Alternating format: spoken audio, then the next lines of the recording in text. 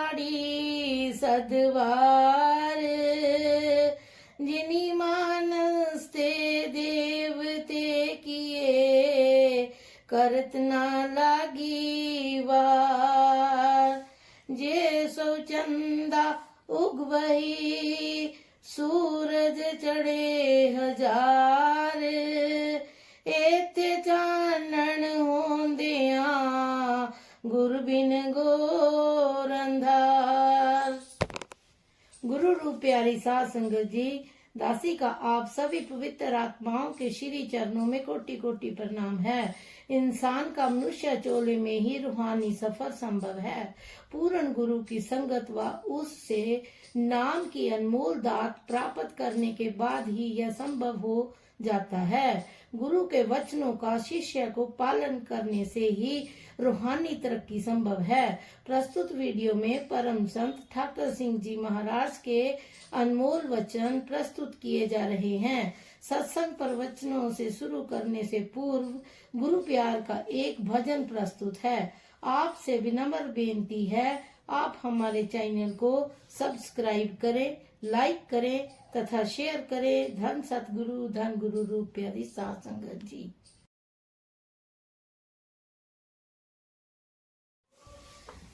वह दिल कैसा दिल वालों का, जहाँ बसे गुरु का प्यार नहीं। वह रहा विचारी सुनी है, जहाँ चली कृपाल की कार नहीं।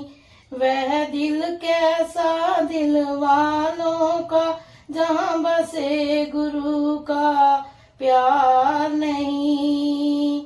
वह राह विचारी सुनी है, जहाँ चली कृपाल की कार नहीं। हम क्यों कह दे मस्तक उसको, जो झुका नहीं गुरु चरणों में। हम क्यों कह दे मस्तक उसको, जो झुका नहीं गुरु चरणों में। वह दोस्त दोस्ती क्या जाने, कृपाल है जिसका यार नहीं। वह दोस्त दोस्ती क्या जाने, कृपाल है जिसका यार नहीं। वह दिल कैसा दिल वालों का, जहाँ बसे गुरु का प्यार नहीं। वह शरीर क्या जिसकी कुर्बानी, पेश नहीं गुरु चरणों में। वह शरीर क्या जिसकी कुर्बानी, पेश नहीं गुरु चरणों में। वह नैन देखना क्या जाने, जिन्हें सावन का दीदार नहीं। वह नैन देखना क्या जाने, जिन्हें सावन का दीदार नहीं। वह दिल कैसा दिल वालों का, जहाँ बसे गुरु का प्यार नहीं। मरने से डरना है मूर्खता, मरना भागों से ही मिलता। मरने से डरना है मूर्खता, मरना भागों से ही मिलता। मरने से डरना है उसका, जो गुरु मेरे के साथ नहीं। मरने से डरना है उसका, जो मेरे गुरु के साथ नहीं। वह दिल कैसा दिल वालों का, जहाँ बसे गुरु का प्यार नहीं। वह दिल कैसा दिल वालों का, जहाँ बसे गुरु का प्यार नहीं। बाहर ज्यादा फैलाव न रख, तू सिमट बैठ घट के अंदर। बाहर ज्यादा फैलाव न रख, तू सिमट बैठ घट के अंदर। जहाँ है सावन भी कृपाल वहीं, जहाँ सावन है कृपाल वहीं, जहाँ है सावन भी कृपाल वहीं, जहाँ सावन है कृपाल वहीं। वह दिल कैसा दिल वालों का, जहाँ बसे गुरु का प्यार नहीं। वह दिल कैसा दिल वालों का, जहाँ बसे गुरु का प्यार नहीं।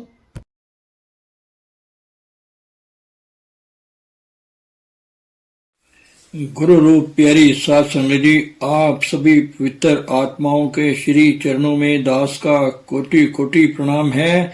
परम पूज्य परम संत ठाकुर सिंह जी महाराज जी सत्संग प्रवचनों में फरमा रहे हैं, संसार रोगी नाम दारू मैल लागे सच बिना, अनिक उपाव रोग न जाए, रोग मिटे हरि औषध लाए, सर्व रोग का औषध नाम कल्याण रूप मंगल गुण गाम। मतलब है कि सत्संगों में हर चीज का इलाज बता दिया जाता है कि कोई भी ऐसी चीज नहीं रह जाती, कोई भी दुख हो, किसी भी की भी कोई तकलीफ हो, उसका समाधान सत्संग एक ऐसी चीज है कि वह गुरु के अंदर से सत्ता ऐसी चलती है कि सबके हृदय के अंदर को जानती है और सभी के सवाल का जवाब मिल जाया करता है। लेकिन फिर बार बार लोग वही पूछते हैं जिसको कह दिया जाए कि अच्छा भाई तेरा ये इलाज है, तू जाकर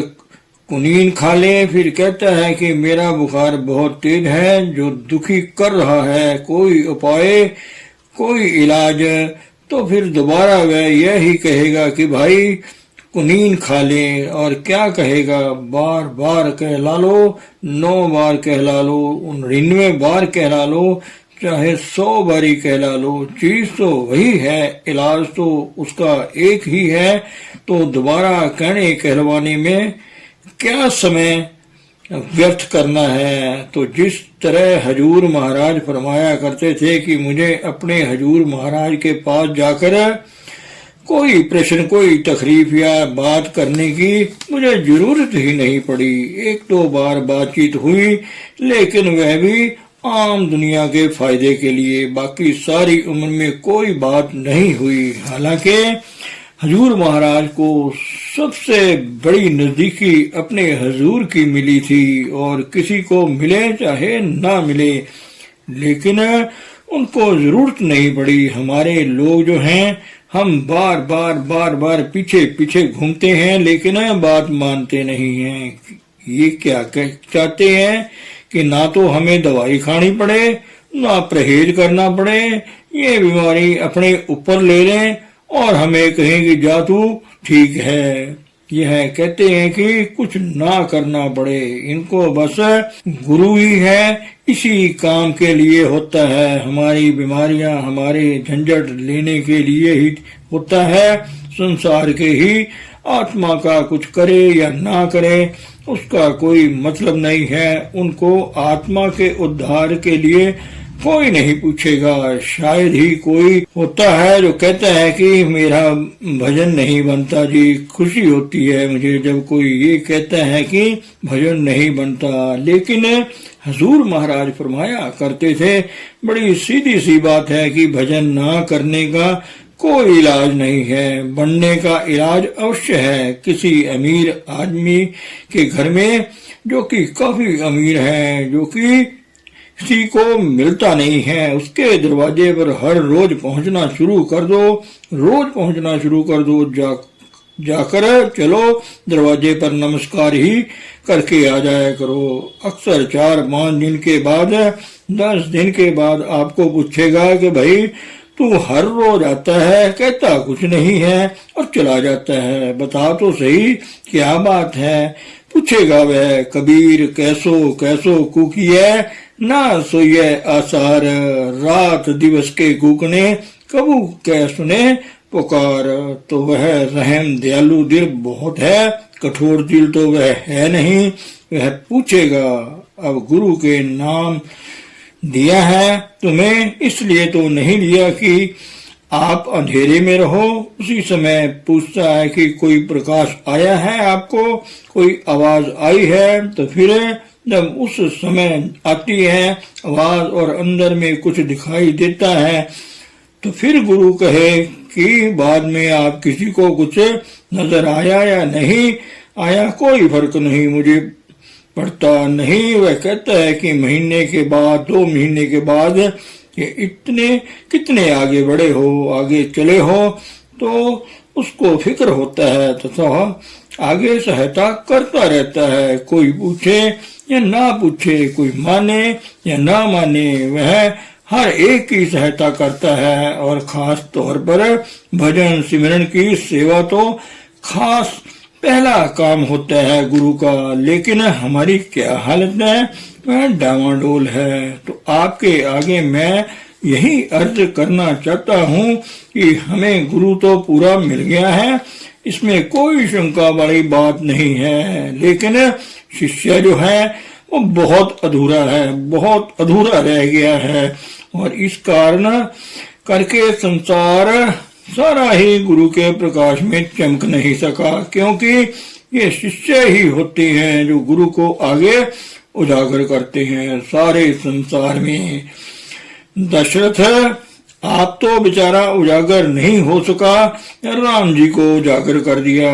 श्री राम जी ने और लक्ष्मण जी ने, राम और लक्ष्मण ना होते तो दशरथ की कौन बात सुनता या वशिष्ठ को कौन पूछता। वशिष्ठ को भी किसी ने नहीं पूछा, क्योंकि वह तो जंगल में रहता था। क्योंकि उसके शिष्य जो थे इतनी करनी वाले हुए, आखिर यह बताना ही पड़ा कि राम और लक्ष्मण वशिष्ठ गुरु के चेले हैं और उनकी कृपा से ही बने हैं। तो वशिष्ठ जी का नाम भी रोशन हो गया और आज तक भी और आगे भी रोशन रहेगा। और हम घबराते हैं, अपने गुरु का नाम बताते हुए भी घबराते हैं, क्योंकि अगर हम किसी को बताएंगे तो कहेगा तेरा गुरु तो ऐसा है, तू कैसा है। तो लोगों को पता होता है कि जैसे वह हजूर के नाम से वाकिफ है, बहुत सारे जीव वाकिफ हैं। तो हम अपने गुरु का नाम लेने से भी घबराते हैं, क्योंकि हम उनके पैरोकार आज्ञाकारी नहीं बन सके, उनके नक्शे कदम पर नहीं चल सके, क्योंकि हम उनका फायदा नहीं उठा सके और दुनिया को भी फायदा नहीं हो सका। तो अब मैं आपको क्या कहूँ, बार बार एक ही बात कहने से मुझे भी शर्म सी आती है। कोई बच्चा हो, उसको कहो कि बच्चे हाथ धो ले पहले, फिर खाना खाना, लेकिन वह नहीं हाथ धोता। फिर उसको कहा जाता है कि बच्चे हाथ धो ले पहले खाना खाने से, तीसरी बार फिर कहता है कि चौथी बार फिर चुप ही होना पड़ता है कि कोई बात नहीं, इसको करने दो।